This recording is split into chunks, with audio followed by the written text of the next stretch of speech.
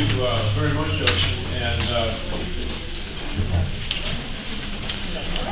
thank you to all my colleagues. I was very appreciative of the opportunity to come and give a report.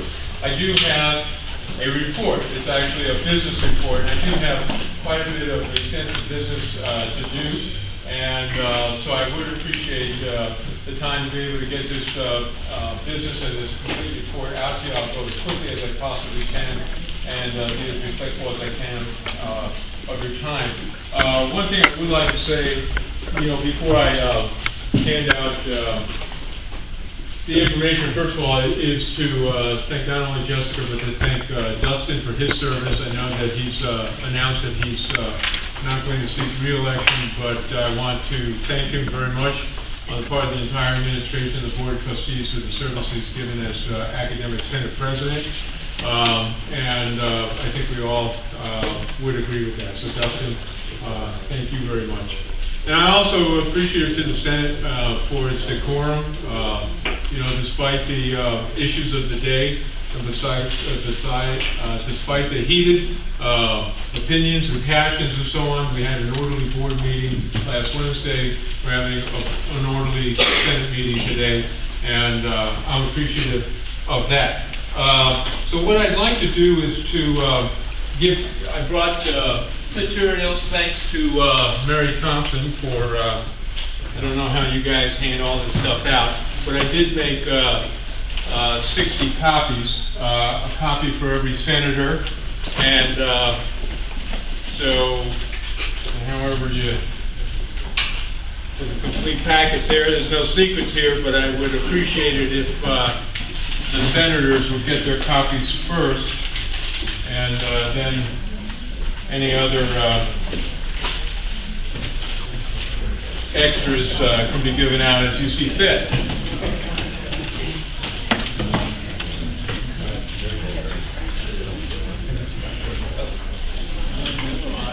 I know as a continuing English teacher that the biggest mistake is to give your handouts first, and then continue with the class, but I'm going to do that so that we don't have to spend my time handing out paper. But I have a lot of, as you can see, hard information to give you. It is a report. It's not just a time filler that I came here today. First of all, let me just say this, okay? I want to say this from my heart, okay? I love you guys. I love you all. I love those who disagree with me as strenuously as you possibly can disagree. That's the way I was brought up. That's the way I was born, and that's the way I'm going to die. I think you guys are a wonderful college and a wonderful group of people. But as you can see, some of the information here, despite our differences, we're not going to get a divorce. We're in this together, and we need to figure out a way how to move forward together. And in order to do that, we need to figure out, we need to speak honestly, and we need to have conversation. I'm not going to rehearse my comments for the board meeting. You can look at the 16-minute video and judge that for yourself. But those were some of the sentiments and the thoughts. But until we stand still and have an actual conversation back and forth, okay, over issues that have faced this college for 15 years, we're probably not going to make as much progress as quickly as we want to. And I'd also have to say, on a personal point, is that I'm always hopeful that if we can get to know each other, and you can come through my open door, that we can make some progress. So my door is open to each one of you, those of you who have come through it. I think we've always had a respectful conversation. I continue to open that conversation because, you know what? I'm not sure a conversation is about us getting to know each other. And I'm not sure that we know each other as well as we need to know each other. Me knowing you and you knowing me, because I know I reported to the police that there must be an imposter running around this college, okay? An imposter is playing the role of Mark Rocha, who is making command and control decisions, autocratic decisions in the privacy of his office, just handing them to the board. The board is just taking those decisions, saying, well, whatever you say, Mark, and so on. Okay. That's not the Mark Rocha if you've worked with me and come into my office and had a conversation with me and had a cup of coffee with me. That's certainly that I know. So we can have a great college to work for, and we will. And this is our bump that we're going to have, but we've been having this bump for a long time. And this is our time. This is our opportunity to get after it. And so I pledge my good faith in that. So I want to start. You see the official Board of Trustees statement. Okay, you can't kill a guy twice. Okay, we brought it on. The board listened, and so on and so forth. Okay, we're going to need to move forward. All right, so you can take that in. But let me start with what is surely a form of unity. One of the things that I've always stood for, this Mark Rocha, okay, since the day that I stood up as a lowly associate dean at Cal State Northridge and opposed Proposition 187, and it said that if you're going to make me check documents, I will quit, and that's not going to happen. And so if you read my tweet today about expanding the Safe Zone Coalition, you read on the reverse of that the editorial I wrote for L'Opinion at that time, and you'll see that that message is a message that is the basis for our unity today and always. There is no such thing as an illegal human being.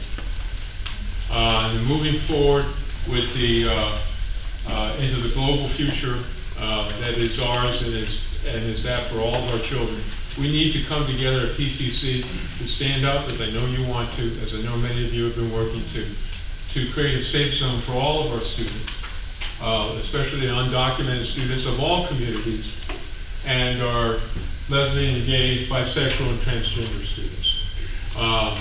This is important work for us and can be the basis. One of the ways that you move forward and create a conversation is to look for those things that you agree on.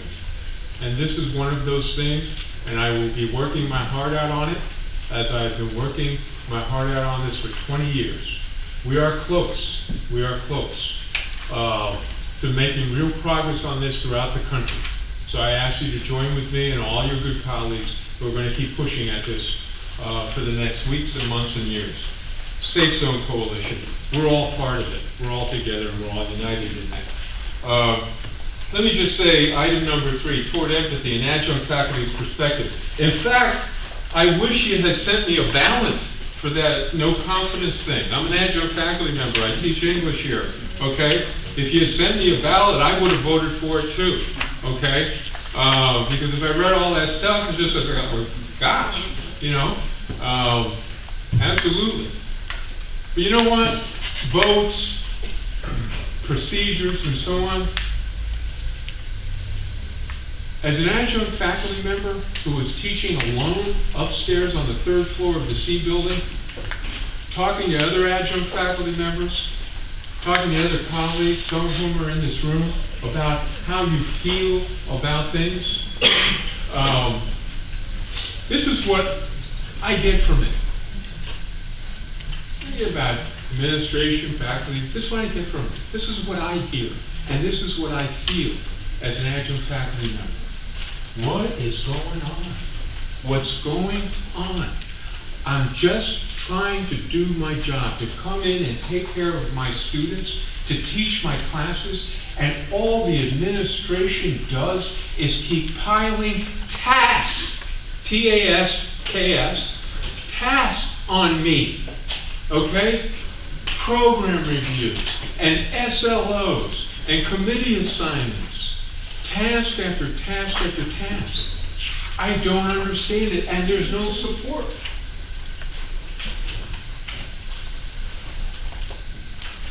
Now, I don't know know if you feel it, but I know that a lot of faculty that I talk to feel that, and you know, I tell them, I said, you know what? It's not supposed to be that way, okay? Not to argue the point, but one of the reasons why I propose having department chairs, faculty department chairs, who are part of the labor union, is to pay faculty to do that work which only faculty, I believe, can do. Now, we may disagree on that proposal, but if that's not the proposal, we need to work together on a proposal that would enable faculty who feel the way I just stated to get some help. And now what we're doing is dissipating our energy in whatever we're dissipating our energy in. Okay, so I just wanted to professional development. You have on your agenda, I think you have on your agenda, or it's coming on your agenda. I pray it's on your agenda, professional development. Where's the help? Let's get to the business at hand. Okay, it is possible to come to agreement.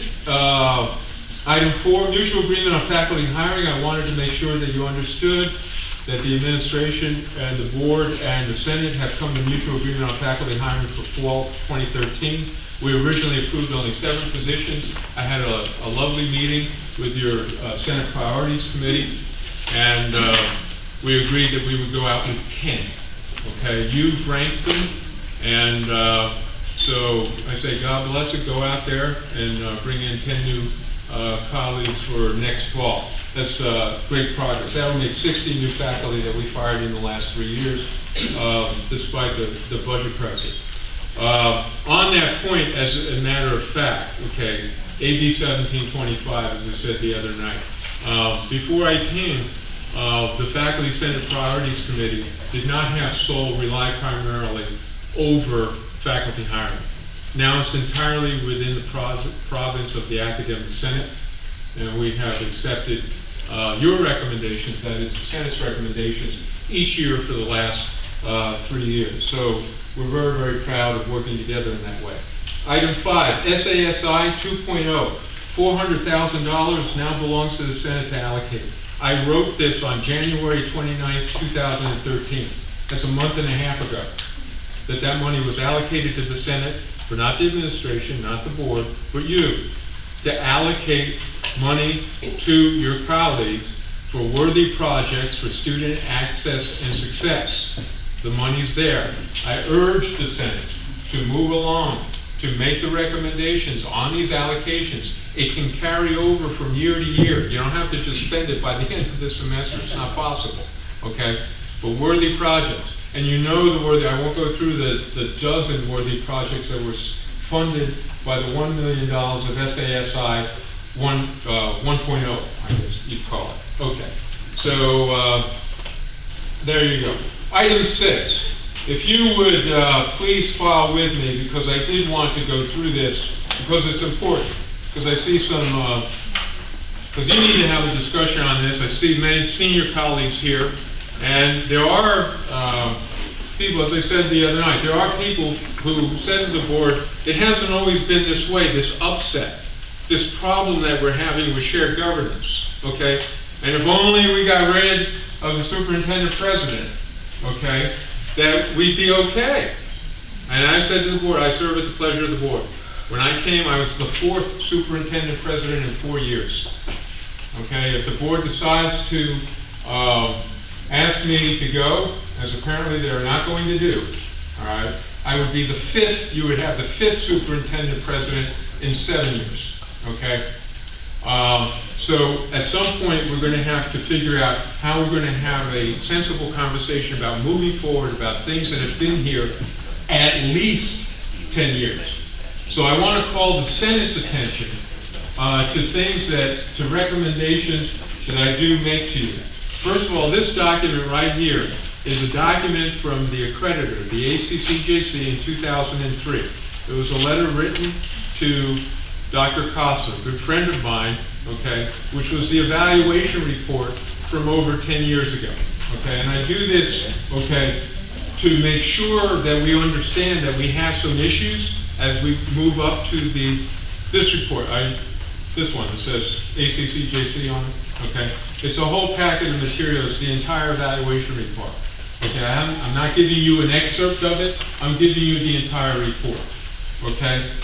On the front page of it, item 4, this recommendation from 10 years ago says that the team recommends that the college's governance processes empower constituents by ensuring that communication flows from and to all college entities.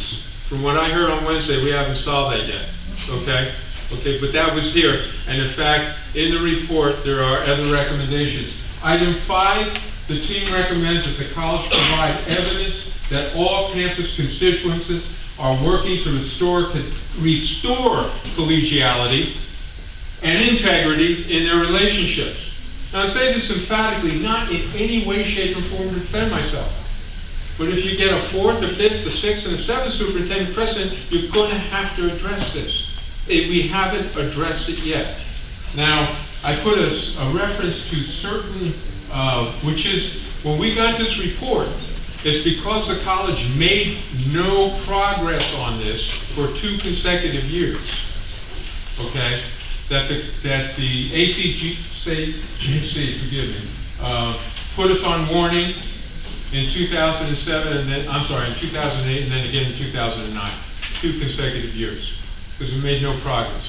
Now, we were able to get off warning when I got here, okay, but we have not fully addressed all the recommendations. Now, if you go to page 6, all right, page 6, which is, says here, key page. My question is to the Senate, to my colleagues, to the administration, how do we get after this, okay? Because these recommendations sound very much like some of my colleagues said on Wednesday, okay? In fact, it sounds almost verbatim.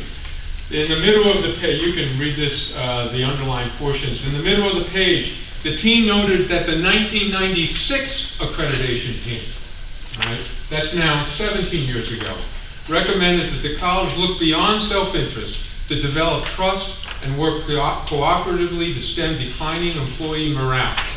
Furthermore, that same team recommended that the college, quote, resolve the shared governance wrangling between the administration and faculty. At the bottom of that paragraph, the team urges all campus citizens to recommit themselves to collegiality and integrity in their relationships as they work together to meet the needs of their students and the various constituents. Okay? Again, this is stuff we need to tend to, right? And we've been making some progress, you know, back channels and so on, but we need to really look at it. If you look on page 8, if you flip the page, need outside help. And this is where I'm going to ask the Senate not to do anything, but to take a look at something to see if you want to do anything, right? Because we need to have the conversation that will lead to addressing these recommendations, because they are as true today as they were 10 years ago. Recommendation number 7, the college president and leaders of constituent groups on campus need to work collaboratively to develop a campus-wide shared governance body. Campus constituents must look beyond self-interest to develop trust and work cooperatively to stem declining employee morale, cited by some constituents. Third-party assistance. Third-party assistance, if somebody from the outside needs to come in to foster growth of trust and to improve problem-solving, conflict resolution skills should be considered. Okay? I'm for that. So, if you want to make that recommendation, you know, as we move forward with the accreditation work that Stephanie Fleming and others are doing, let's look to that. And finally, on page 9, on the following page, and I didn't write this, Tom Fallow, and you can see the people who wrote this, okay? Tom Fallow, who's the superintendent president of Rio Hondo, wrote this over 10 years ago. Says in the underlined portion at the second check mark, recommendation number 9, to resolve shared governance wrangling between administration and faculty, steps should be taken. Okay? And then it goes on. The team found that, quote, a delineation of functions agreement, a written agreement that is a standard agreement at many districts between the Senate and the labor union, okay, college bargaining unit and the faculty senate has yet to be developed. Each acknowledges the existence of an understanding, but thus far there appears to be a reluctance on the part of the bargaining unit to develop a written agreement. We still do not have that written agreement. You may be sure that in less than 2 years, when we get our self-studies due, is actually in like 18 months, okay? And when the site evaluation team shows up here 2 years from now, you may be sure, as they did in 2002 and 96, they'll be looking at these recommendations to see if we've addressed them. We have a golden opportunity to address them now. So if the Senate and the accreditation committee headed by Stephanie wish to have a conversation about, how I can be helpful in developing a Senate PCCFA agreement between the parties, not between the administration, between the parties, and having third-party assistance, because since the board and the administration is moving forward, okay, and since there's obviously deep conflict that has been here for a long time, that it may be a good time for us to consider having third-party assistance to come in and take a look at this, okay? If I may interrupt before you move on any further. I mean, you've made some statements that I have some questions about. No problem. Before I forget them. You say that the Board of Trustees is wholeheartedly behind you. You're there to support them, to help them, and they've written this one recommendation for you. I would love to have those type of recommendations myself. Where are they getting their information from, since you're not the one that's providing it to them? I mean, as you heard on Wednesday, I provided this information of the various problems that I believe the campus has. And apparently, either they did or did not know about that, and the result is that they do have this great recommendation. So how do they go about obtaining information to be able to evaluate you, given the fact that they're not here on campus at all? If at all, I don't know when the last time is. I've invited them back in the fall to come and talk to students.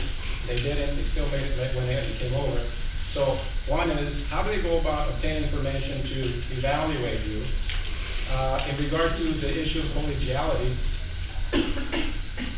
based on what I've seen, heard, faculty that I've talked to, friends that I've talked to, things are much worse today in terms of collegiality than they used to be.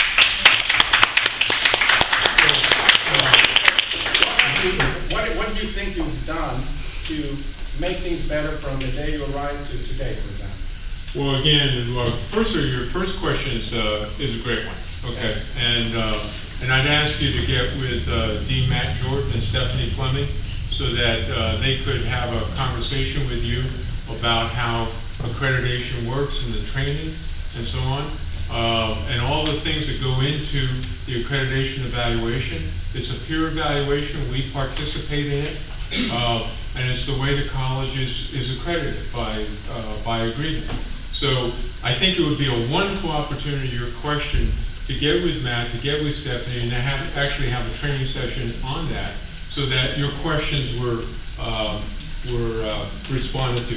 As to the other, I don't think I don't think you want me to take longer to defend the administration over the next 3 years. I would refer you, if at all you have a fair and open mind, to my comments of last Wednesday on the video clip that was sent out today by Juan Gutierrez, and just look at it and take it in, okay?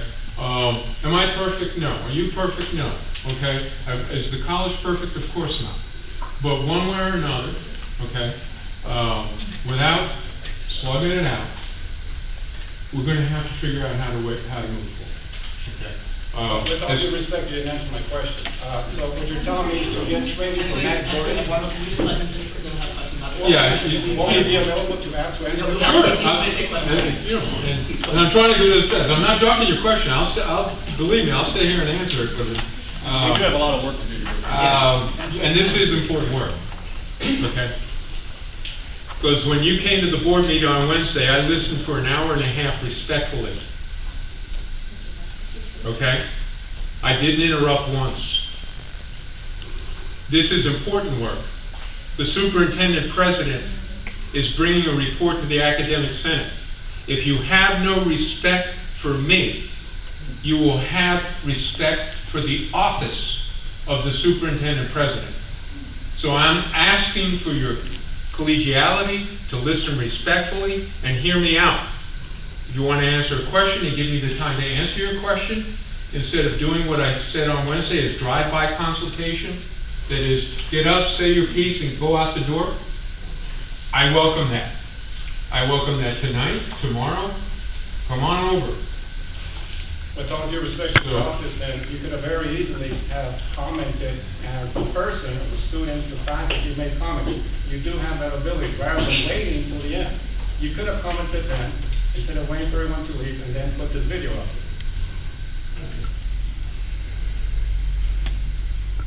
Yeah? The Academy of Professional Learning, Professional Development Day and Flex Day. There are some colleagues here who have worked their fingers to the bone on a wonderful proposal for the Academy of Professional Learning. Believe me, it does not come from me. It does not come from anybody in the administration. They met with me briefly to outline it, and I said, and my colleagues in the administration offered its support. But we did say that we would support this and bring to the board a budget request for it if it moves through the Senate and the Senate approves the professional development program.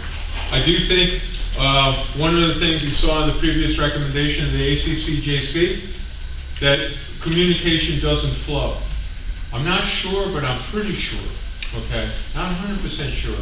I'm pretty sure we're the only college in the system that does not have a flex day before the year opens, so that, not so that we can give you speeches, but that so that we can do some training, strategic planning, and so on. That's simply not possible to do during the year.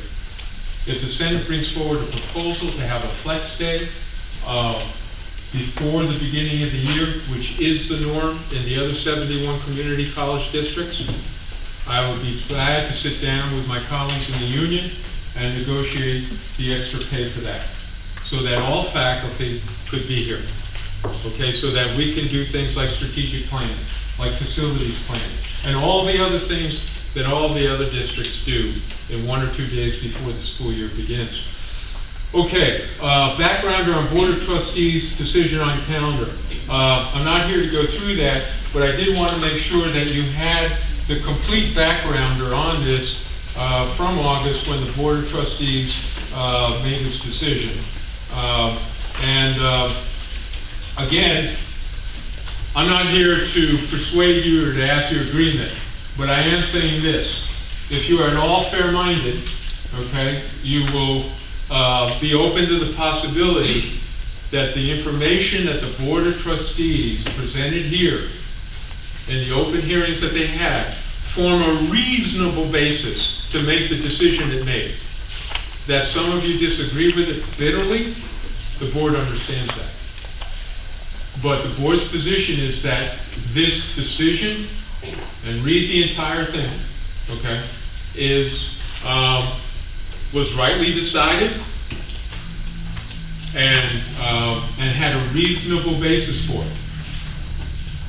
And so I just give you that again. I won't go through that. Not here to say, but there are other people. Why? This, the communication flows. Why? Okay. And it's amazing to me that many people do not have this information. So there it is, all uncertain. Okay. Finally, I'm here before I ask my colleagues to make a quick announcement. Finally, and then I'll be glad to stay as long as you'll let me to answer any questions. I'm here to do the formal business of releasing to you the board's, I'm looking for it here. There's a document here that's the district's last, best, and final offer to the PCC Faculty Association. Okay. I'm not here to promote this. I'm simply here to release this publicly to all faculty, to all members of the community. When did you release that to the negotiating members for the FA? We did. When? I think, as it said, earlier today. Okay? Thank you. So, Thank you. well, it says the information that I have is via hand delivery and email. This was delivered to the leadership of the Faculty Association.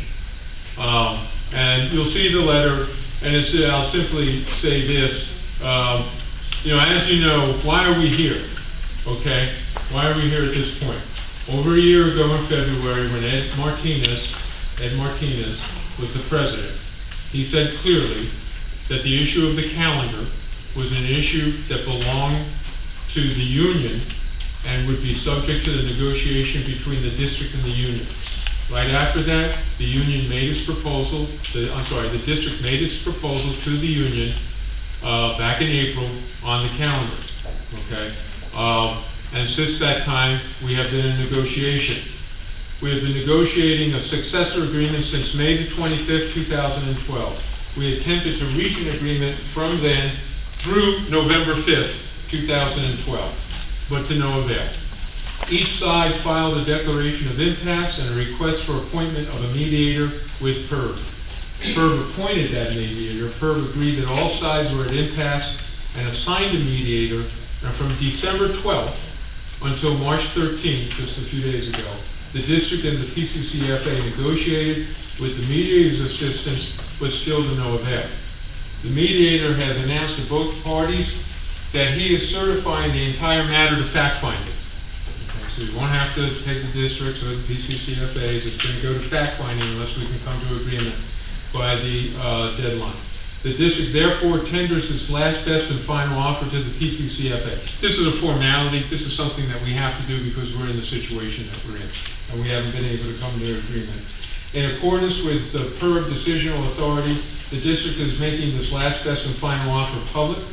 The Board of Trustees of the district hopes that the PCCFA and your entire faculty will consider it carefully and advise us that the district and the Faculty Association have a tentative agreement by the deadline authorized by the Board of Trustees on March 28, 2013. And you can see the entire proposal for yourself with attachments. I came to do that because I wanted to do it directly. I wanted to make sure that the entire faculty and the Senate was fully informed.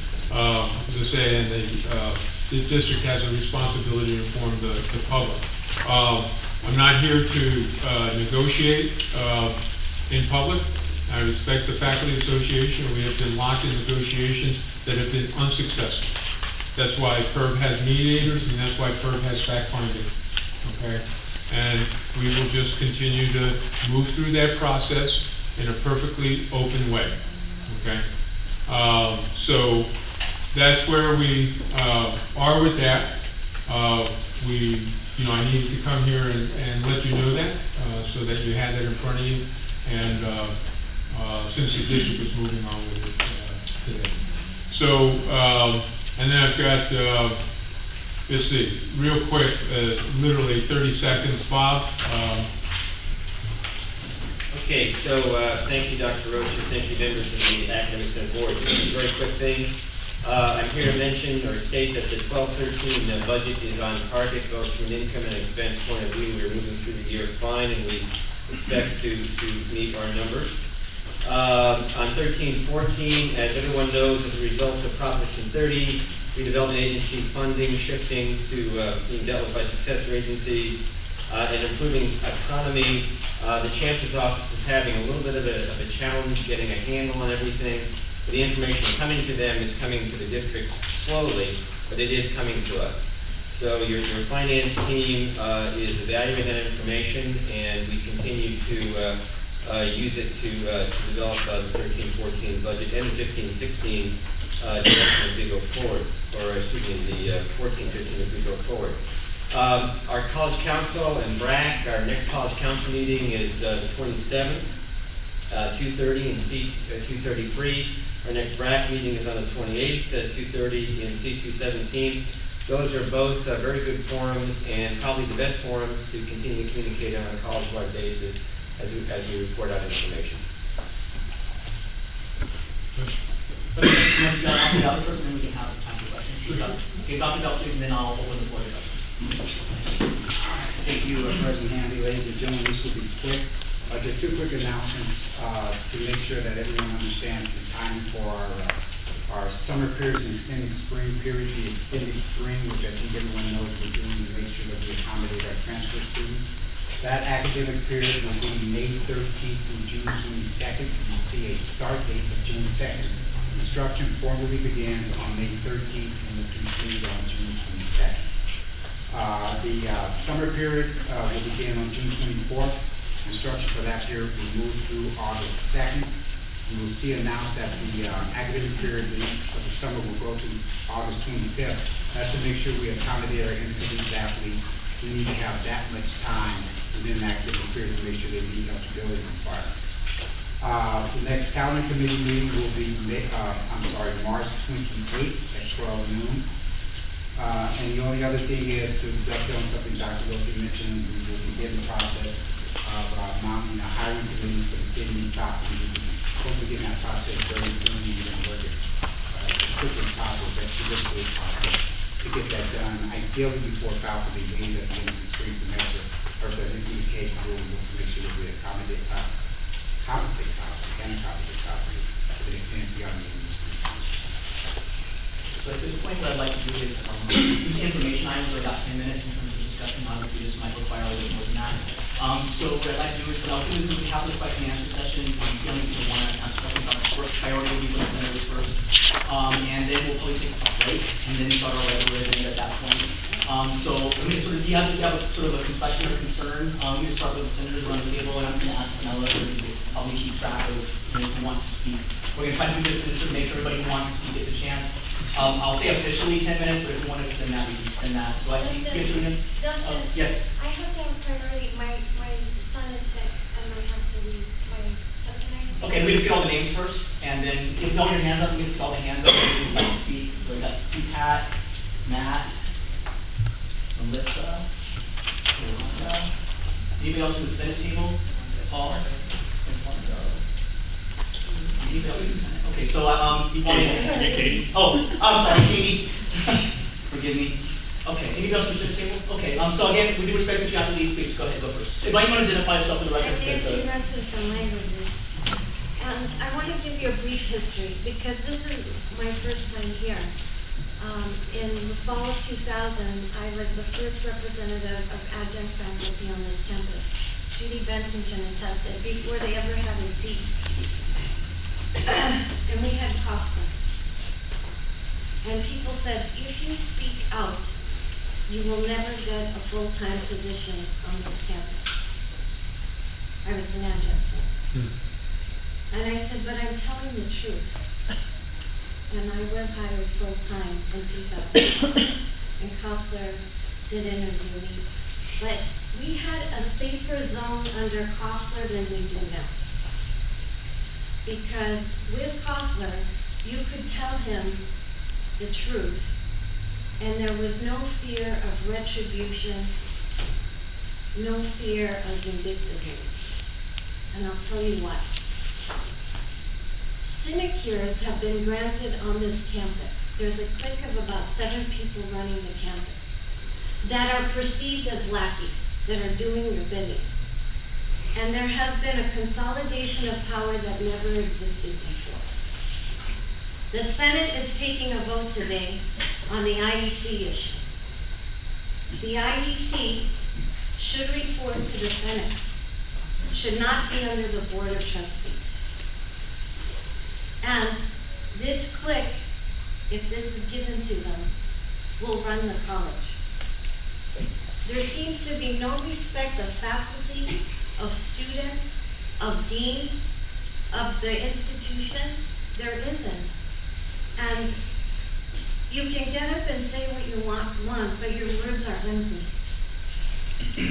And I apologize, but that's the truth. And I think many people on this campus feel this way.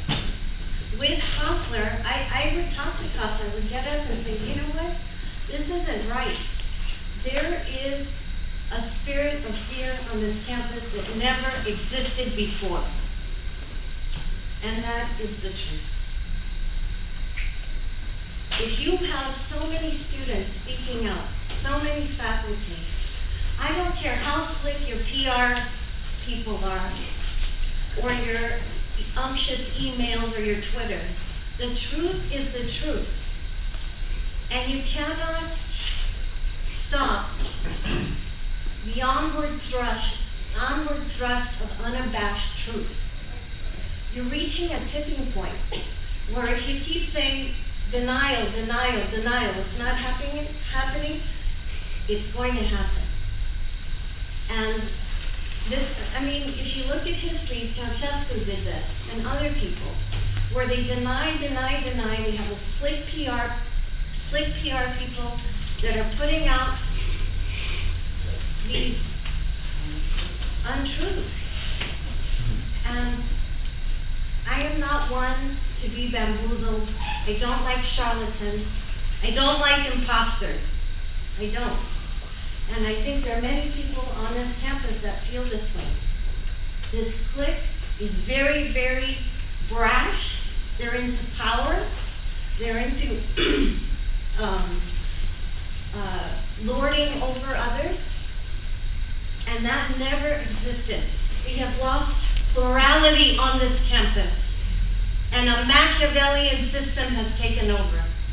We were safer under Kostler when the deans had to fight it out as to who got what classes and what priority was given. Now you have IPRO, you have IEC, and the CNI determining that, and it is not right.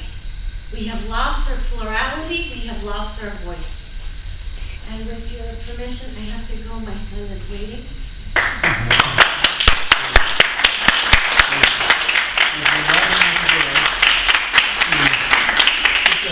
I obviously, let's have a conversation. Okay, now let me Okay, tell you something. because at the start, we have never had a conversation. I No, and respect you know what, everything. Dr. Rocha, but let it- me tell the academic senate something. That the last time I came here, I gave the results of the calendar survey. And I said, point number 95, 94, you can look it up, said that the administration is corrupt and there is no college governance. I was quoting from the survey. The next academic senate meeting, you were by my car. I don't think it was a coincidence. I don't think you wanted that survey published. Oh, goodness gracious. And you can check the video cameras, I'm not, because people said there is no coincidence that you were there. And my thing was, I will not talk to you unless it's in front of the academic senate or the people, because there is a climate of fear here. Thank you. Have a good day.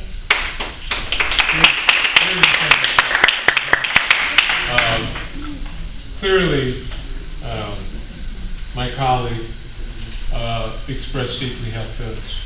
She made the best case that I could possibly make for two things. Number one, right, it's time to have a conversation. When you have a colleague get up, and not just on me, but many colleagues in this room, actually call them out with names and so on, you have a situation that she's not wrong, but this is so deeply felt that we have a situation that needs to yield to understanding. I would urge us, since we're going to move forward together, okay, in a conversation in which you came into my office and we talked one-on-one, all right, and the whatever it is she said, it's just, pretty far out there, but it's an indication of how difficult this situation is. Now, I'm not going to sit here and go through, read that entire report. The restructure was a problem when it was begun over 10 years ago. That was picked up in the report. But the point is, it's time for us to talk.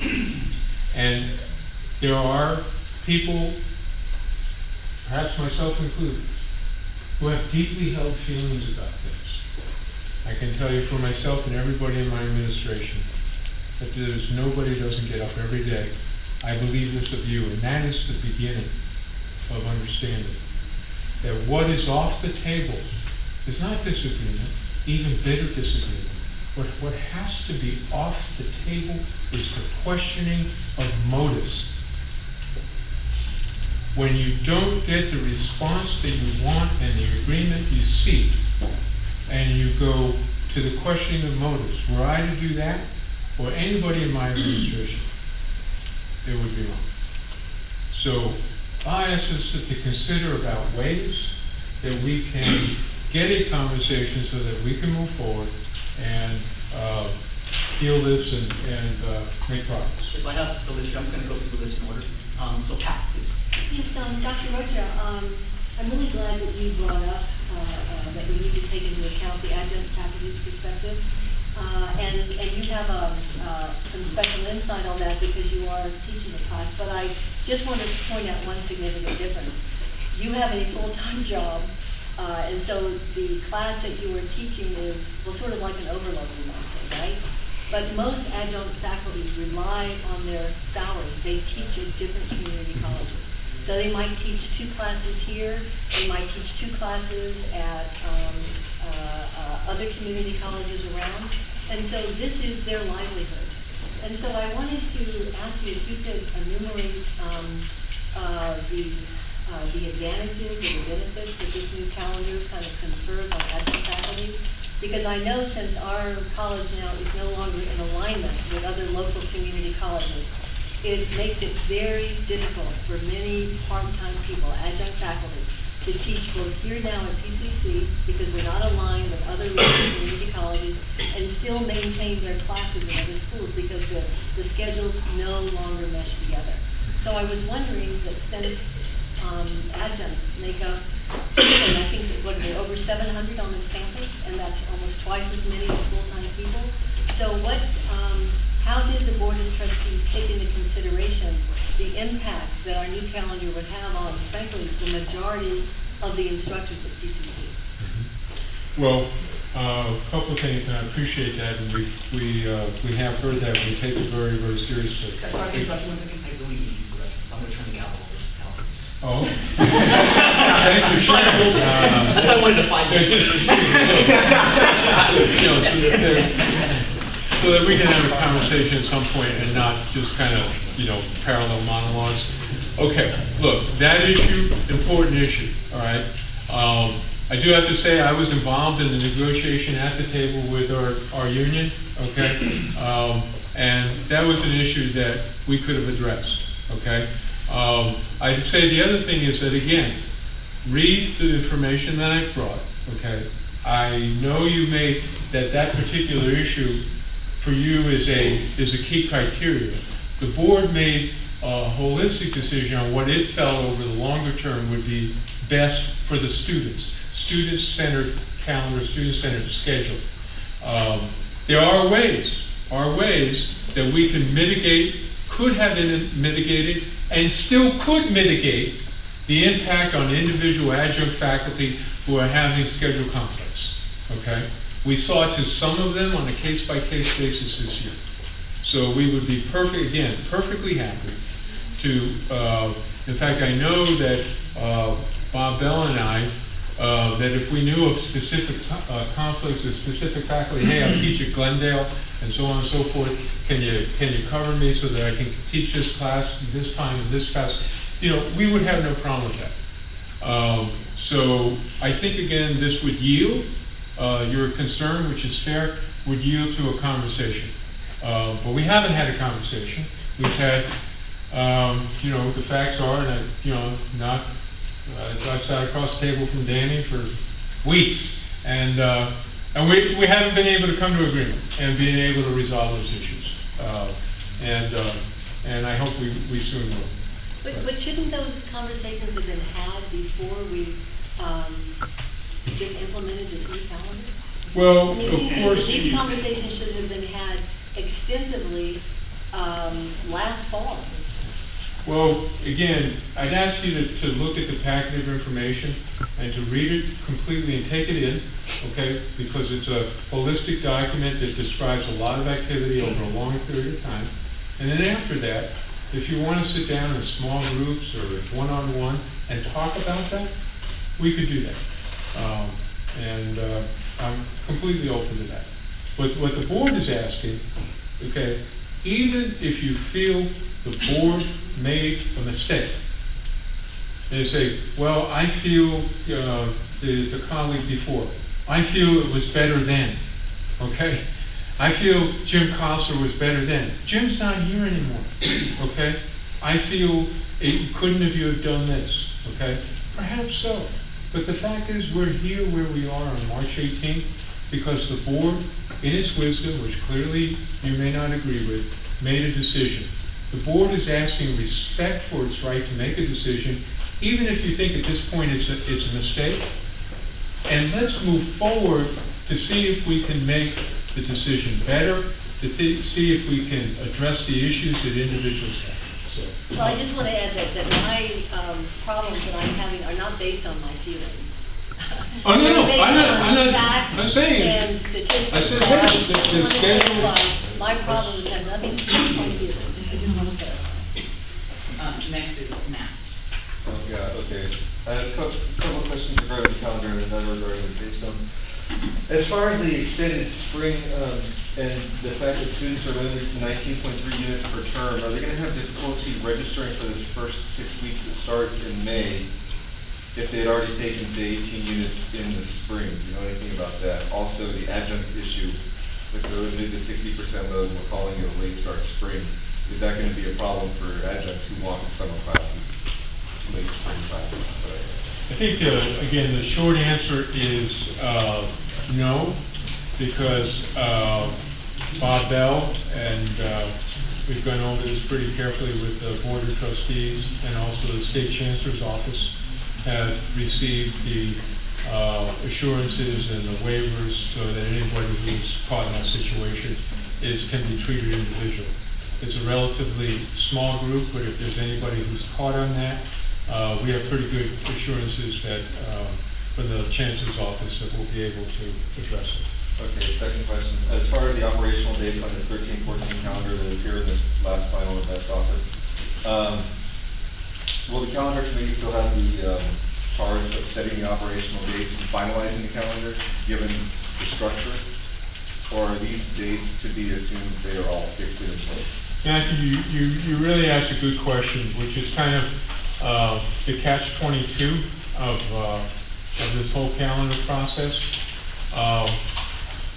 We have, way back when, we were talking about the alternative calendar without the winter session well over 2 years ago. We moved through and had the proposal for the calendar without the winter session. Okay, and then we realized that we needed to move this through, if you will, some process, and we were asking clarification from this body, from the Senate. How do we move this through? Because we would like to make a proposal for a conventional calendar that we had prior to 2002. Okay. This calendar that the winter session calendar is not, something that we've had forever. And what is the best way, since this is the shared governance group, okay? You conferred, and in an open meeting, the Board of Trustees, President Martinez said, the issue of the calendar is something to be negotiated with the union, okay? And it was because of that ruling that we went out and sunshined our proposal on April 4th for the calendar change. That's April 4th of last year. So moving through, of course, all of that time, we did expect, okay, maybe we were overly hopeful, that we would be able to come to agreement with the Faculty Association about the calendar. And it wasn't primarily budget reasons, but the budget was dire before Prop 30. Among the many reasons the board decided, as the board has said consistently in its documents, the board made this decision, not the superintendent president. The board decided that we needed to make the change. And so it went through the very complicated legal process to do that while it was negotiating with the faculty union. So that's where it rests. Clearly, the Faculty Association opposes the calendar. We'll continue to move that through the PERB process. But the calendar you have in front of you is attached because it's part of the district's formal proposal. So that the district can inform the public and the college community what, from the Board of Trustees' decision, the calendar will be for next year. Now, your question as to the calendar committee, what I think Dr. Bell was hopeful, that within the parameters of the Board of Trustees' decision, that yes, normally, right, as you did before, you didn't have a rainbow over the calendar every year. You looked at the calendar, you said, this is what we're doing, but we'll move this date here and this date here and then like that. We can still do that. Okay. We can still do that. Okay, and it's already good, it's already 4 o'clock, and I want to get home again, because that's first thing we do. So we're going to probably take one more question, and here's my suggestion, since you're here, maybe you can see if this is going to work for you or not. It seems like people have a lot of questions, and these are pretty valid and interesting questions. I'm perfectly willing to set up some kind of a forum. I could have Judy sort of help me do this, where we have a question and answer session that would be less of a time limit, because we have a lot of business to get through today. It's already again an hour into the meeting, and I'm sure some of these other items might take some time too, although we have time to design them. We did put a time limit on this one, but with the indulgence, I can't make a motion here, but it would be indulgence to the body. If anybody would like to sort of just suggest maybe that, or at least if the body's okay with me sort of setting up that question and answer session, are you okay with that idea? Okay, having a question and answer session that's promote. You allowed Dr. Rocha to speak unlimited. You did not place a limit on him. And I know you're not naive, and I know that there'll be a lot of questions. So to put a limit on us now is not right. So if you do not place a limit on the superintendent president as to how long he can speak, you should not place a limit on us to ask these questions. Now, if you're right, we have a lot. But if you feel it that way, we should have allowed us to take care of business first, and then allow Dr. Rocha to speak. What's the will of the body? I mean, any sense about this? It's 4 o'clock. Perhaps we could limit the questions to 1 minute and the answers to 1 minute. 3 minutes.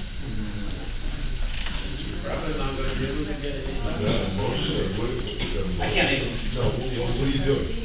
Well, I'm trying to allow Is that a motion, but or still, are you just yes, talking? yes, I'm making a motion that we limit the. I need a second. Does somebody want to second that motion? Limit discussion and limit. Well, then that dies, so it's I second it. I'd like to make a motion that we have unlimited time to ask questions to the superintendent. Well, there was a second. She seconded. I take it back. Pat, you want to take the second back? No, you know, I'm just a new naive senator, and I haven't read my Robert's Rules of Order backwards and forwards, so I You have to withdraw your second. I withdraw my second. Okay.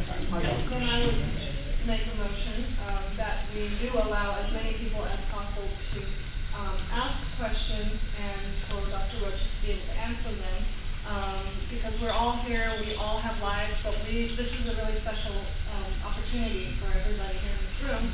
So, but I like the idea of Dan's suggestion of limiting the question and limiting the answer. So it's a motion.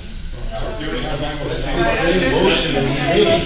So you just seconded it. You just seconded it. Okay, time out. So now, there's a second, so now it gets voted on. No, now There's no discussion of a can you motion. put that, how long? Are you in agreement with 1 minute or did you? She seconded his motion, which is 1 minute. Okay. That's the motion. After Pat withdrew hers, I had to put out the motion. But his was not done yet. So we have a motion. I withdrew mine. Let's see how this motion is supposed to go. Dan's motion is 1 minute for question, 1 minute for answer. All those in favor of that motion signify by saying aye. All opposed? Okay, let's see hands. So show your hands if you support the motion, raise your hand.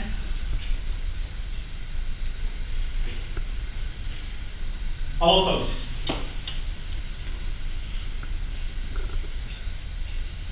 Eleven to 10, that's what I have. Okay, so the motion passes. So basically we have 5 people waiting for mine. Everybody gets 1 minute. Wait. 1 minute. We voted here. Only limited to the people on that list. My motion was anybody in this room could ask as many, their question, but limit to 1 minute. I don't think he's not saying it's limited. He's not saying it's limited. So, yeah. So the next question He is. just has a list so far. Okay, so. because you're next. You're next. Go Wait, ahead. so Matt had another one. Oh, I'm sorry, Matt, I'm sorry, I cut you off. I'm so sorry. I didn't didn't cut you off. I'm sorry. Regarding the idea of a safe zone on the campus, and I can see the need, and I agree with you for that. Is there going to be, and this is going to be an unpopular question, I know, a mechanism in place to ensure that people who are here legally will be able to fill classes before people who are not? Because we get impacted, and I turn away students every semester. Matthew, I have to tell you, I'm looking to see, Cynthia is there, and she can be helpful. But at no college that I have ever served, including this one, have anybody in the administration ever checked documents. That's not our business. Our business is to help every human being who comes to our door, and we do. So we have no provision, even if we wanted to, and we don't. We have no provision for doing that kind of sorting out. Okay. Thank you, Matt. Okay, next on the list is Melissa. Thanks, Matt. Okay, so, my question will be limited to 1 minute, which is, I guess it's directed to, Bob Miller, sorry. What do you anticipate PCC's legal costs to be for this year? And, how many lawsuits do you have, and what is the justification of having 3 different lawyers? Wow. This was the first In 1 question. minute, please. I don't anticipate that our legal costs will exceed that which they have normally exceeded, particularly since we've hired a new general counsel. I think we're on track and on budget. Last time I looked, we were doing fine in that regard. That was question number 1. Was question number 2? What is the cost? Because you mentioned we're on budget, but what are the costs? Dr. Rocha, you may help me with that. I think we're $150,000 in budget, or do you know what the number is in that line item? I really don't know the exact answer to that, Melissa. But what I do know is that one of the reasons why,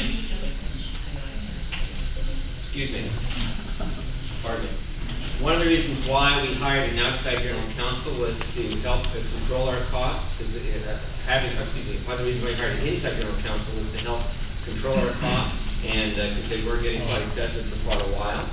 And now that we have one, I can say that our outside legal counsel fees have dropped dramatically in the last 2 or 3 years. We still have 3? 3 outside. We have 2 outside and 1 inside? No, we have an outside law firm, Liebert and Cassidy, Whitmore, Cassidy and Whitmore, which is one firm. And they have several attorneys, and depending upon the case and what we're dealing with, they will assign different attorneys. But we have an outside firm, Cassidy and Whitmore, and an in-house counsel. One of the things that there's a custom example, 10 seconds. Melissa, come on in the door. Bob and I would sit down, show you the budget, show you how much goes to general counsel and why, so how much goes to other of counsel and why, what the total expenditures in the plan this year. Okay. Without divulging, obviously, confidentiality. Happy to share that information. It's all public record. Yolanda? Okay, I was noticing that there's on here a case statement on the traditional trimester calendar and use of the Carnegie hour, which is incorrect. It's the Carnegie unit at the college level. The Carnegie hour is really actually for elementary or for high school, because they're on the hours. We're based on the Carnegie unit. But I was just interested in this document because I think it's very well written, thought up, and has some good points. However, I could counter all of these points and back them up with facts that would give the opposite side of the opinion. Yet, this was given to the board, I believe, on April 4th, 2012, and I was on sabbatical at that time, so I'm not sure whether or not the faculty senate received that. But as far as I know, nobody was even aware of this move towards what is mislabeled as the Carnegie hour, which is really a move to extend the semesters, the way I understand it. So I'm wondering why, if it's truly something that the self-governance and that the administration works together, why this wasn't given to the Senate, and why when the Carnegie issue came up, it was also a secret until Matt gave his presentation which was, I think, totally blown out of the water from people from philosophy. Question? That part of their classes weren't Is there a question here? there. Sure. Yeah, the question is, why was this not given to the Senate? Or was? And why was the faculty not informed about any of the Carnegie Hour stuff until last November, when we had that? Okay, again, Presentation. first of all, there's good news here, but second, why all this was open and on the record. We were bound to communicate this, since it's a working condition, through your union. We're not allowed, when, we now, the Carnegie Hour, whatever it was, we put those proposals out there a long time ago. You're not allowed to give this to the Senate? Pardon me? You're not allowed to give a copy No, of of course, this well, report to the Senate? that's a public record. That went to the entire public. But if we don't have people going to the board meetings regularly, or whoever, I don't know which faculty. Actually, the consultation actually worked, and the negotiation in this case actually worked. So that's one we can pull completely off the table, because there is no issue of conversion to the Carnegie unit or the Carnegie Hour. Because of the consultation that occurred under the auspices of the Senate, that is a non-issue. Everything is staying the same, period, and in the Senate. That was the result of the consultation. Or now. Okay, next question, Paul? I just want to say that I think, you have to, if somebody speaks, you have to really listen, and I mean this metaphorically, that, with regard to the last best and final offer, I think that was presented to the FA this morning at about 11 o'clock, and to present it to this body as something that has presented to the FA just speaks to the willingness of the administration to extend a hand and to work collegially with faculty. I'd like to mention what the faculty have done in the efforts of dialogue and productive dialogue with the administration. We had a calendar committee that recommended the calendar. It had been reaffirmed at least twice, yet that's not the calendar that you recommended to the board. Okay, so first of all, there's that. Class size.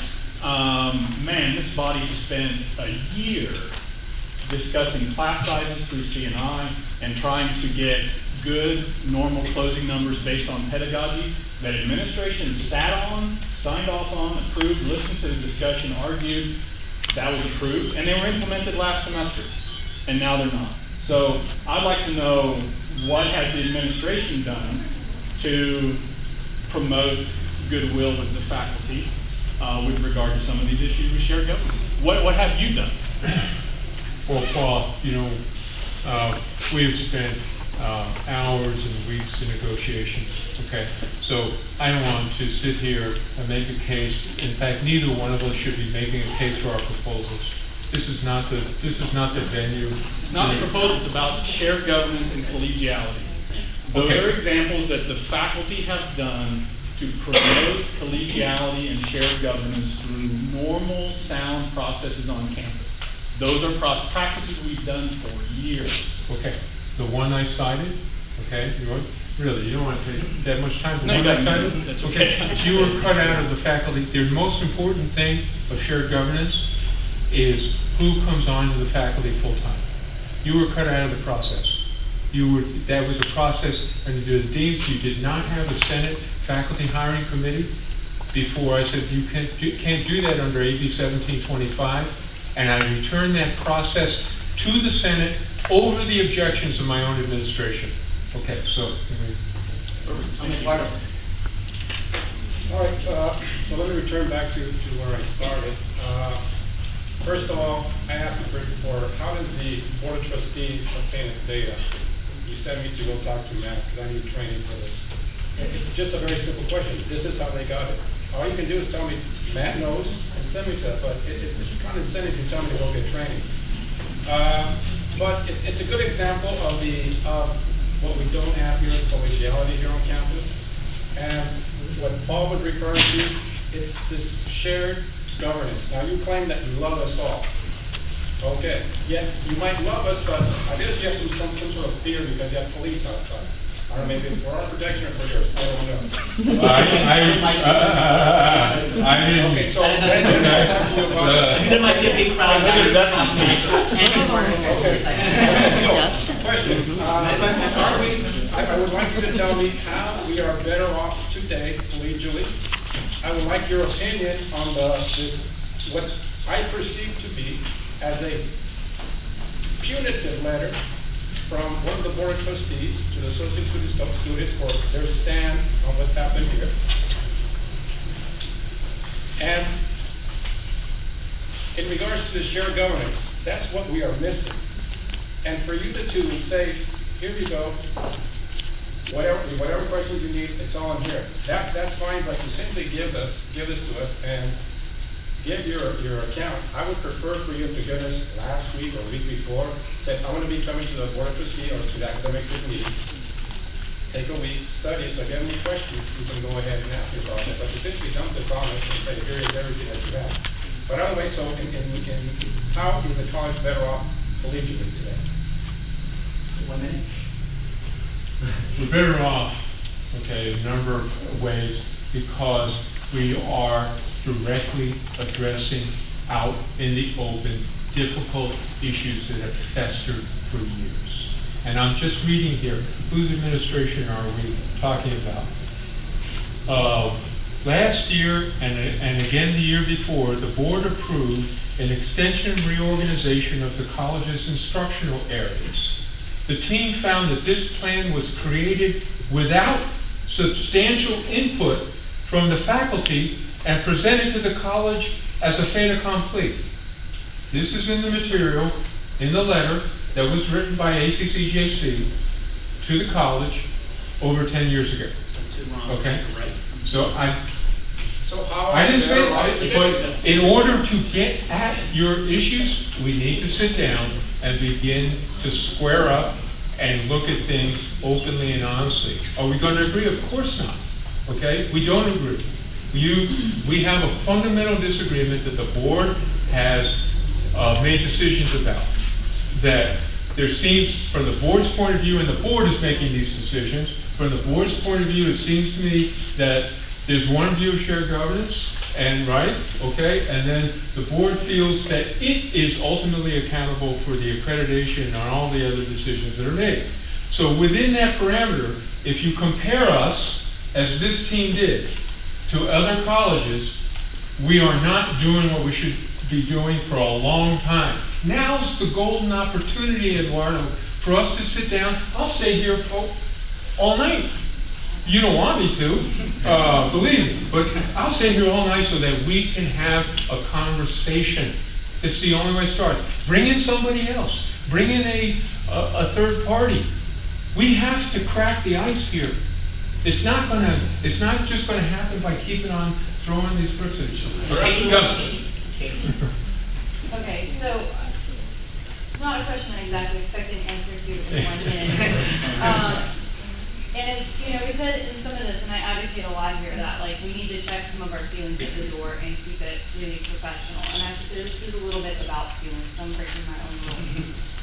But I have to say, as someone that was super excited when you came here, and I was like, I think we have this great president and all these wonderful things are going to happen, I have to say I feel somewhat disappointed. And I hate coming to some of these shared government meetings where everyone just points their finger at everyone else. Well, they did it, and they did it, and they did it, and they did it.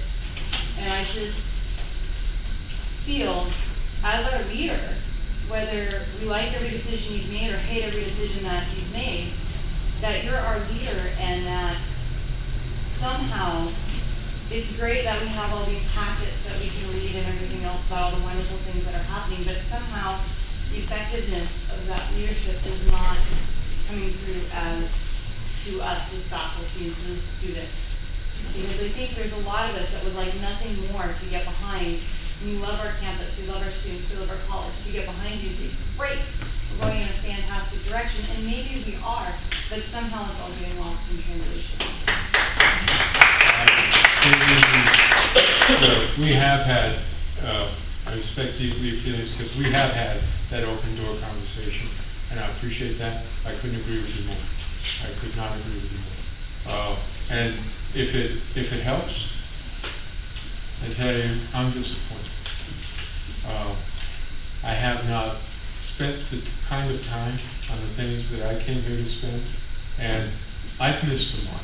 So part of the way to understanding, and you've just opened it up, is for us to say, hey, you know what? Okay, I've missed the mark. All right? I was not prepared to deal with some of the stuff that we've had. You know, and I won't make any excuses, but let that stand as my answer, and say, you know what? We've got to address those feelings, and we just do, okay? Or else we're gonna stay locked in this cycle that is going to get none of us anywhere. Dan? Several times now, including tonight, when it comes to the calendar, you said, well, you claimed that it's a matter of negotiation with the union. How can you keep claiming that when you didn't negotiate at all? You just imposed it on us.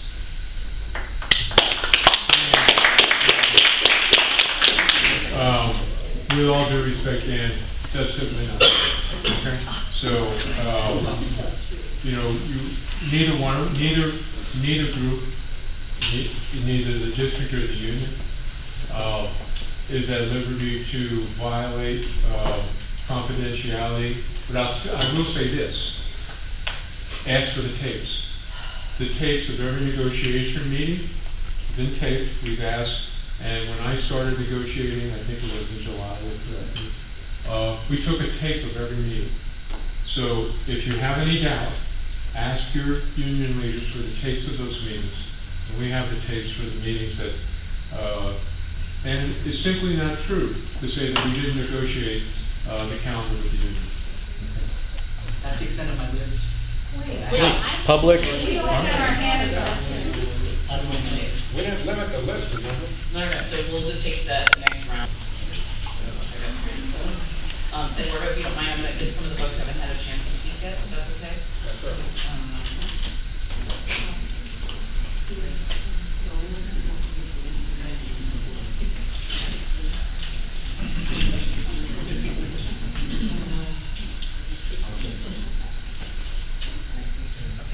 So, Francis.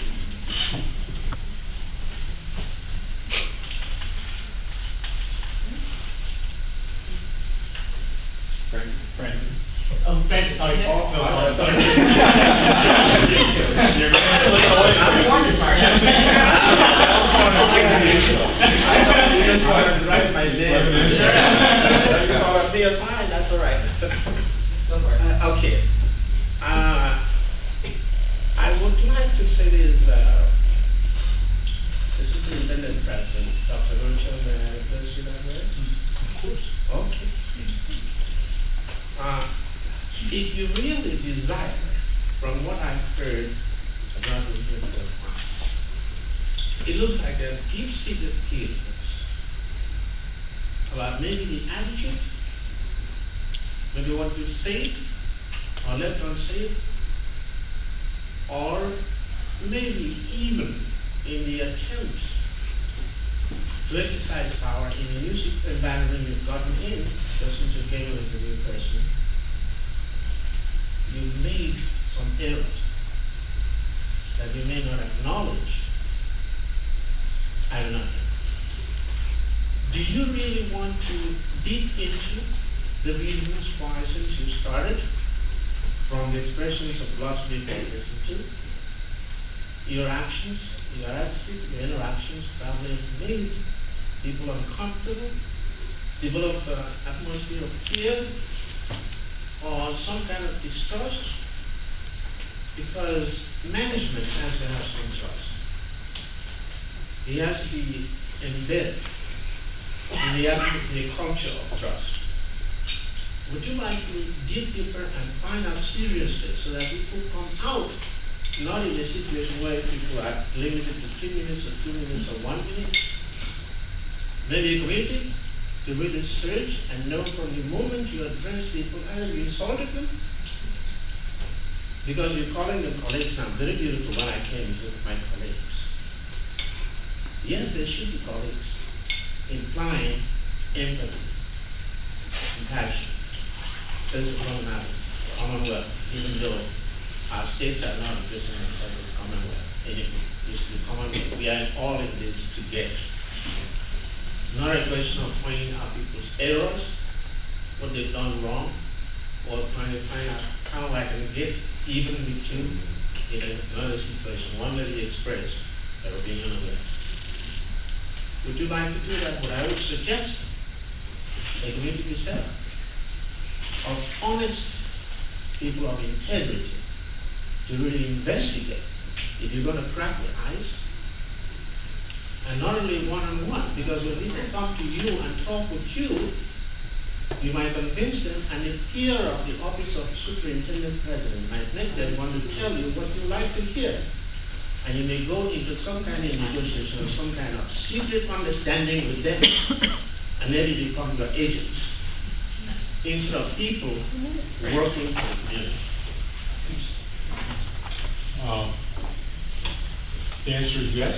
The answer is... In all seriousness, if you initiate it, it would not be outside. If you initiate it and support it,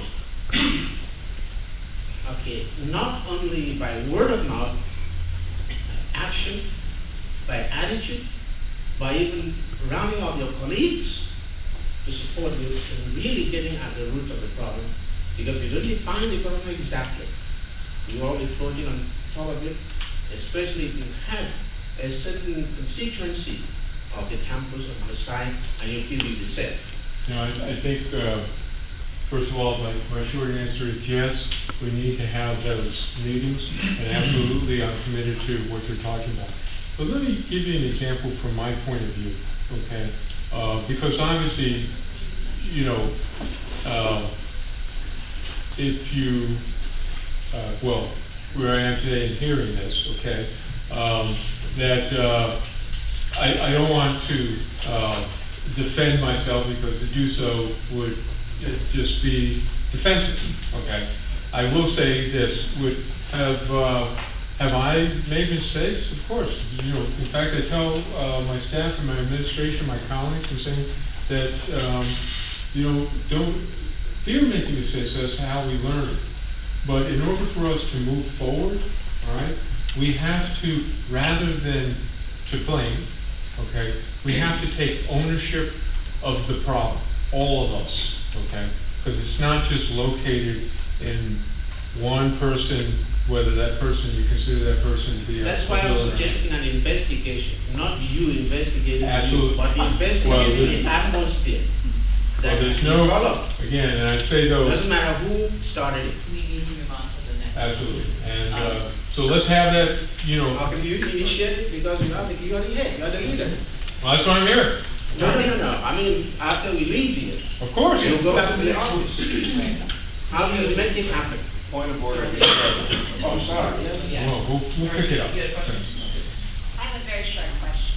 I'm looking at this calendar at the end of the packet, and I noticed that it says that the last day of classes for the spring 2014 semester is May 4th, and that the first day of summer is May 12th.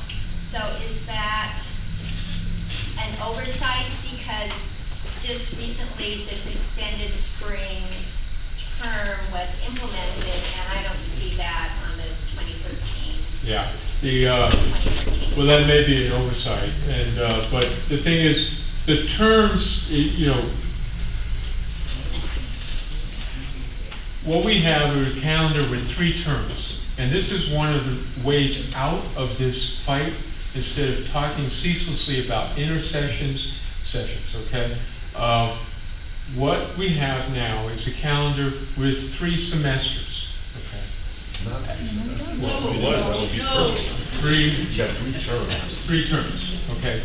2 regular 16-week semesters, right? And a summer term.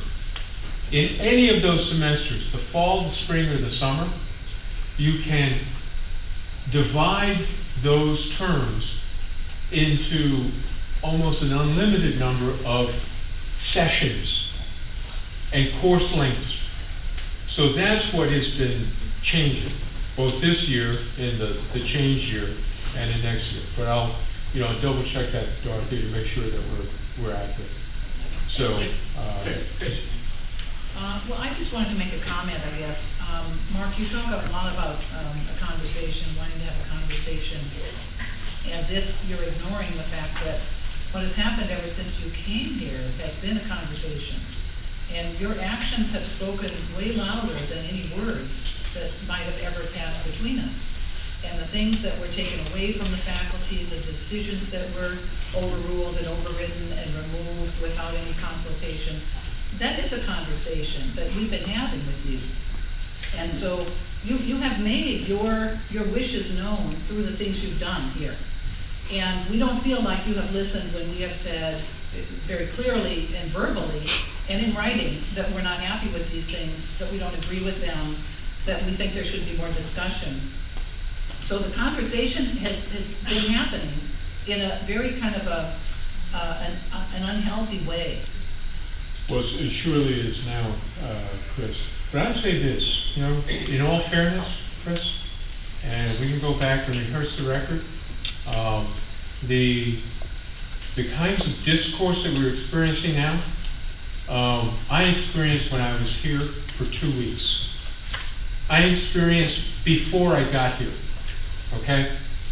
So I will grant you that there are decisions that you don't agree with that are causing this feeling that there's no consultation and no listening. But there is another body of evidence, Chris.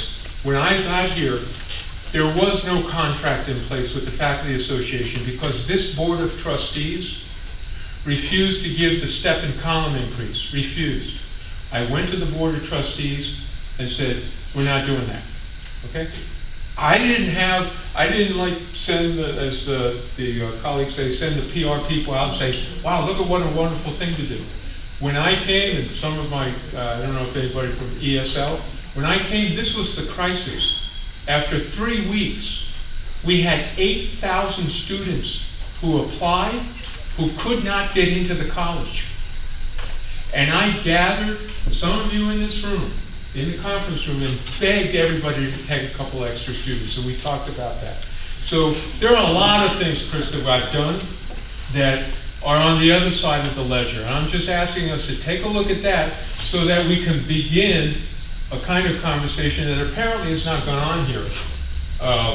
Now, I realize there's a period where maybe all the decisions, but, okay. Mark. The way I see this is, it seems to me that the horse is out of the barn, and now the administration wants to say, "Oh, can we talk about this now?" It's pretty clear that most of the decisions that have been made are against what the faculty and the students want, and they were unanimously made by the board and you. I know you keep saying the board made this decision, but it's pretty clear in your own package that you recommended the decision. So, I mean, where do we go from here? You want to start all over after you've done this? And if that's the case, I would say, well, you need to do something. And I'm not, one side or the other, I don't really care. I have to be neutral and parliamentarian. Great job. Look, Mark, where do we go from here forward? Okay. Look, the systems of shared governance, and apparently this college culture at least admit the possibility that before I showed up, there were problems. That this college culture, the normal shared governance culture, is that, let me say it, you always get your say, but you don't always get your way. If the board and I make recommendations based on, for example, with the Senate rely primarily, that go your way almost every single time, and then on a decision which is in the purview of the board, okay, then makes a different decision. Purview, but it's wrong. According to everybody, it's a wrong decision. Well, that may be, but you also have to trust and to grant that the board made the decision. You need to respect the decision in order to move forward. No, you respect a bad decision. Well, You respect their power to do it, but you don't need to respect a bad decision. Well, Mark, You always talk to continue. James. I just wanted to ask him a question, but I also said, IEC was not on the agenda today, and yet I came to speak to it. I asked you in your office if I could. We haven't had a public comment yet. Okay. My question, I hope I can speak to that when the time comes, but my question is, you keep going back 10 years to an accreditation. Now, unless things have changed since I was on the accreditation commission, we don't wait 10 years or more for the next accreditation, so we should have had an accreditation in 2008, and you're going back to the 2002 accreditation letter. What happened in 2008? I mean, how many things were changed? How many things were remedied? Why do we go back 10 years when we had one several years ago? Jane, I'm so glad you asked that question. You're exactly right. They wrote us up in 2003 for those things that are in your packet, and in 2007 they came and visited us and said, you've done very little to make progress in any of the things that we told you in 2003. So this time, in that particular packet, they didn't put the college on warning, but they forced the college to make a midterm progress report. Okay? In 2007, they finally said, you know what, you're not making acceptable progress, we're putting you on warning. Okay, now, I don't want to have an argument, but I was on the commission, and the commission has changed drastically. They've gone in San Francisco, from San Francisco never having any kind of warning down to show cause. It's a draconian system. But the question is, why are we going back 10 years when we had a report supposedly a few years ago? And why aren't we dealing with that report instead of something that was a prior investigation? Because the report a few years ago warned us because we paid little attention to the 2003 report. And because you, among others, Jane, with the greatest of due respect, said, we do not have shared governance now to the board. Okay? Yes, I did. But we had it back then. Well, Okay? you did when So, I was talking about it. I'm just trying to, because right now, moving forward, we were warned twice. We didn't get off the first year because we made no progress. And it's not just shared governance. You know what's under your feeling is program reviews. No, we haven't done those. SLOs. No, we haven't done those. The link from planning to budgeting, that's been called out for over 10 years, including in 2008 and 2009. We need to fix it now. Okay, if we need to fix it now, then why don't we have the updates? Martha. Oh. Hi. Okay, so let me just say, first of all, I do know how negotiations happen with the calendar, and it was just as much a fait accompli across the table as it was for shared governance bodies. Number two, the board's purview is not to simply radically shift the calendar without listening to the shared governance bodies that are responsible for constructing things like calendar. And that falls under the rely primarily on category under the Senate. That both bodies operated, and they operated well. And they produced good, solid documents. And they were done for the benefit of our students and student success. The board took it upon themselves to make a decision, I think, on bad information. And the decision cost a lot of students entrance into college this year. Aside from whatever it cost the faculty, it cost our students their success. And that's not okay. So, since 71% of students or the schools that have gone on warning have gone on because the board overstepped the balance of shared governance we rely primarily on. What is the board and you? What is your recommendation to the board in terms of the calendar for 2013? Are you telling the board that this is probably not a good idea, particularly since it's so flawed right now? Well, Martha, I'm not aware of any district that is on warning from the ACCKC. IEP gave a statistic last Senate. 71% are on warning because board oversteps its boundaries and relies. Martha, all due respect, you need to get with Matt and pull up the evidence. I do not think what you just said is correct. But we can. It was in their power. Here's the report right here. Delivered to the Senate. So unless the IEP is radically mistaken. So, but as to the other, I want to again, what,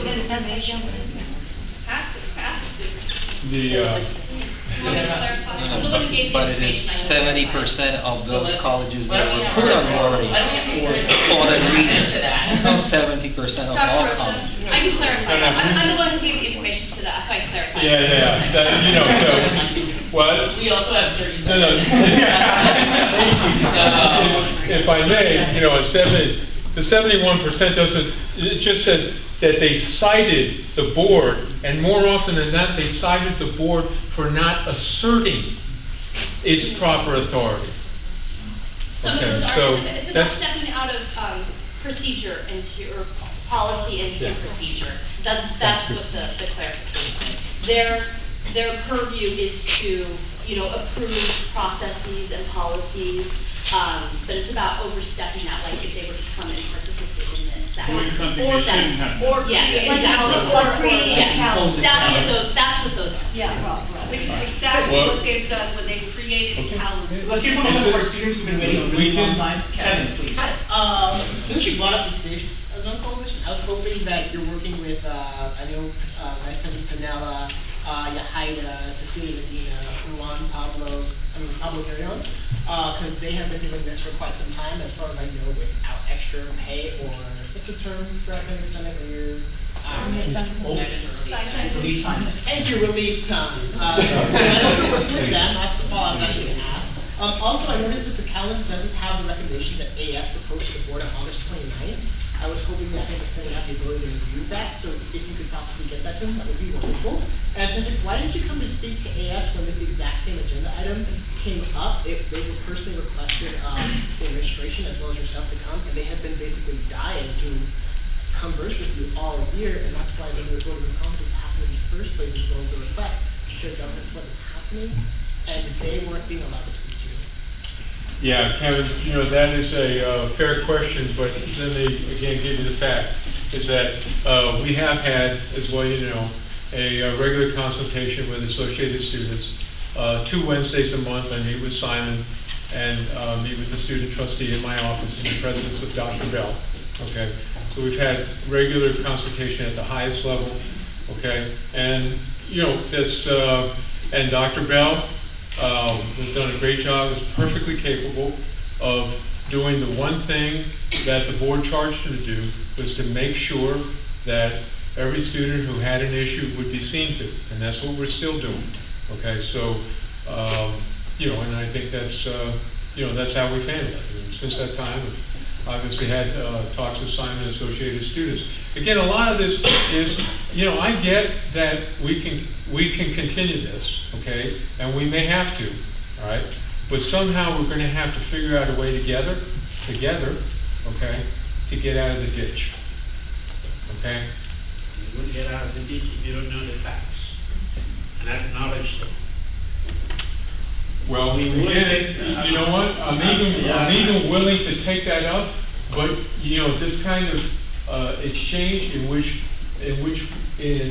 kind of proper venue, right?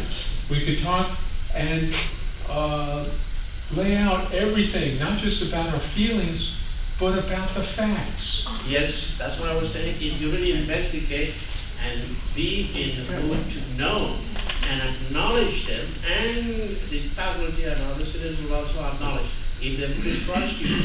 So you are right. We have one last question. Victor. Hi. Thank you, Dr. Rocha, for coming out here. Sorry. I'm glad you're talking about moving forward, because one of the necessities of being able to move forward is being able to acknowledge mistakes, you know. And I'm glad you brought this packet over, because these few pages are the entire crux the argument for canceling winter, and all the problems, that are associated with that, not only with summer transfers, issues with FTEs, issues with Prop 30 monies. So my question to you is in spite of all this data that's come out, all this information after the fact, do you believe that canceling winter was the most operationally, fiscally, and pedagogically appropriate thing to do? Or is there a possibility that there was an error in judgment? Man, Victor, I think that there's a right answer to that question.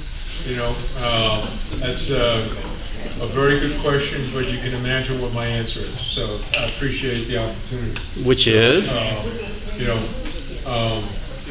the answer? Well, the board has made it very clear. Your answer, sir.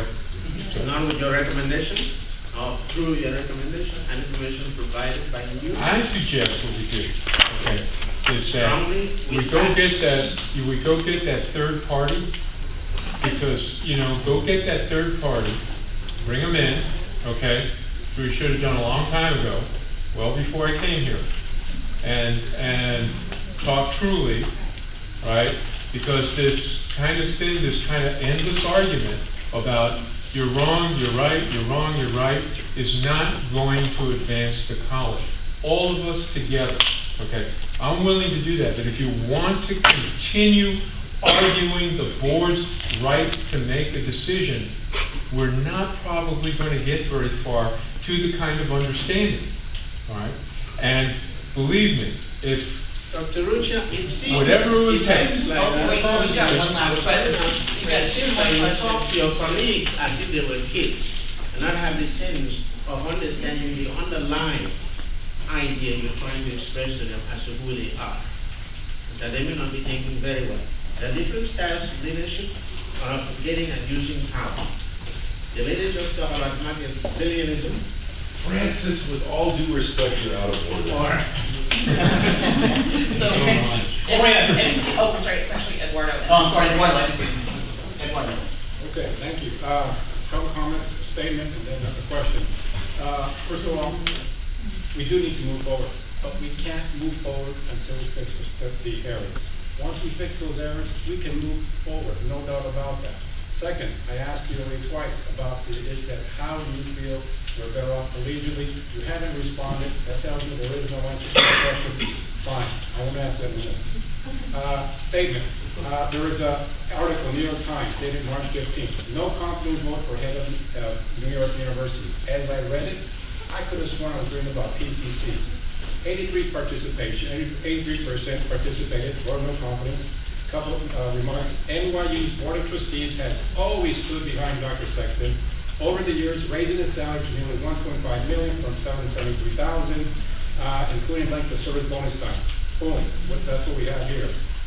Next, during the same time period, tuition rose, faculty salaries stagnated. His opponent said his emphasis on growth, along with the salaries and perks for a few top employees, were more appropriate for a corporation than a non-profit institution. They also found his top-down management style to be at odds with an academic tradition of allowing faculty members to help steer a university. Final part. It seems to me it's always been a mistake to focus the conversation on John, the president of the university, because he's just one of many moving parts. And that's what you're telling me. It's not me, it's the board. You know what? I agree with you. It's both of you, the board. So my question is, let me ask you, I already asked you this. What is your comment on the letter that Jeffrey Baum wrote regarding reconsidering the issue of finances for the associate student body? Because it seems like it's a punitive action because of their actions to try to help themselves around the school.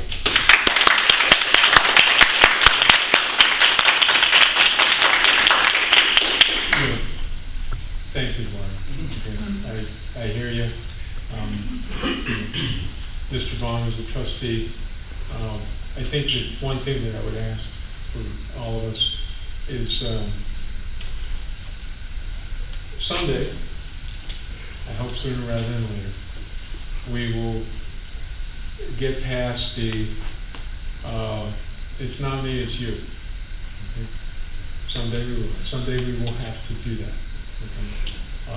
And no matter what you pull in, or you say, until we sit down, because you know, and I'm going to say this now, Eduardo, okay? This to me sounds like I don't know, what's your position on Obamacare, Eduardo? This sounds to me just like that, okay? No matter what, I'm speaking figuratively, okay? I'm speaking figuratively. No matter what people say, all right? No matter what evidence, right? There are millions of people in our nation who believe that the President of the United States was a Muslim born in Africa. Okay? In fact, 45% might. So all I'm saying is we're going to have to move forward despite our feelings. Okay? In 30 seconds, how do you feel about this letter? I'll let Mr. Bond speak. He is free to represent his constituents. I have no... You're here to also serve the students. Don't you want to protect the students from this? And you're on the board. You should support your students to the board. You know what? Do you want to have a conversation, or we just have like is this like prime minister's questions here? No, okay. All right. I had no, time. We get one to the next. Back to a couple of questions ago about the calendar and the Board of Trustees. I don't think the argument per se is that we don't think the board has the power to make these decisions. For me, the question is, you haven't told us what your recommendations are. Had you not recommended this to the board or any of these other issues to the board, I think we may have had a different decision from the board. And so I think you're kind of skirting about the question and throwing it into that we're inquiring about the authority of the Board of Trustees. I don't think that that's the issue here. I hear from several other questions that we posed to you this afternoon of what were your recommendations to the board. That's what we're interested in, and I haven't heard the answer to that. I appreciate the opportunity. I don't want to equivocate. I've been accused of a lot of things, even today, but not of being mamby-pamby about my positions on things. I think the current calendar I recommended to the board because I think it is in the best interest of a student-centered calendar and student success. I think as some, you are free to reject the evidence, but there is good evidence, experience to suggest that not all students were served well by the calendar that was installed in 2003. So since our student outcomes, all right, as reported by the state of California, especially for our basic skills students, okay, it is true. But interestingly enough, if you look at the workup of the calendar, when the calendar, this winter session calendar was installed, no one ever used the case that this would accelerate students to transfer. Can I just ask the focus of the body? There's one pressing matter on this. I want to make sure when we still have a forum, I just counted. We have to get the nominations for the next Senate board approved today, because elections have to go forward. So I would ask the indulgence of the body if we could at least get that business done before we move to the rest of the agenda. Does anybody have any objection to that? Is this a report from Patty? We just approved of the candidates, and then we can move forward. That's the only really absolutely really masterfully pressing matter on the day's agenda. Does anybody have, I can't make a motion, so does anybody have any objection to at least getting that done? Yes. I move that we do that. Okay, thank you. Okay, all in favor of hearing Patty's report, signify by saying aye. Aye. Any opposed? Okay, Patty, you have the floor, please. And by the way, what I'm going to do is you can do it office by office, and I'm required to actually open for nominations from the floor, and then we close nominations at that time. Okay, so yes. Thank you. Thank you. Oh, thank you. Okay. Well, I was going to say good afternoon, Collins, but I'm here on behalf of the Senate Elections Committee, which I currently serve as chair. As of last Thursday, self-nominations were due. So at the moment, I will read the names for the various positions, and then I will open nominations from the floor. Currently, for president, we have Armando Duran, and we have Eduardo Jairo. For vice president, Early Douglas and Jay Cho. We have Pat Rose for secretary, and we have Derek Milne. For treasurer, we have Dan Haley and Katie Rodriguez. Those were the names that were submitted at the due time, which was last Thursday. And now at this point, I open nominations from the floor. Are there any nominations? Since I don't have a gavel, would you please? I see none, so basically nominations are now closed. All in favor of, can you just describe the timeline, please, for this? Yes, I'm going to do that. Simply now, I haven't heard the gavel, so we're closed, okay? Closed. At this point, the individuals, since we have 8, will be personally notified upon need and asked if they would like to submit a written platform statement. The written platform statement will be due on the 26th. At that time, then, nominations will be closed, platform statements will be taken, and those will be included with the ballots. The ballots will go out in written form on April the 1st. Ballots will be due April the 9th. At that point, the committee will get together, count the votes, and at our final meeting of the year, April the 15th, which is Monday, we will announce those will be elected officers to serve for the 2013-14 calendar. Thank you, Patty. Any questions that someone might have? Any questions for Patty? Yeah. Yes, please. Is there going to be any kind of public forum in which candidates will be making statements and It will be in questions and answers? It will be in written form. We discussed that in a meeting previously, and then with time this academic year and all the business that we have to attend to, we do not plan for that. Hopefully next year, if things are firmly in place, we can plan earlier and offer that opportunity. Any other questions? Okay, thank you, Patty. Thank you for your time. And just in the interest of time also, again, I just wanted to move to recommendation number 5 of the executive committee. Jessica is not here, so she asked me to do this for her. I again applaud the work she's done in terms of creating the summer hiring pool policy. It is a bit of a pressing matter because we need to send out the request for people to be in the summer plans for our last meeting, and so that's a bit of a really strict time constraint. So I hope everybody had a chance to take a look at it. We did give it to you in advance.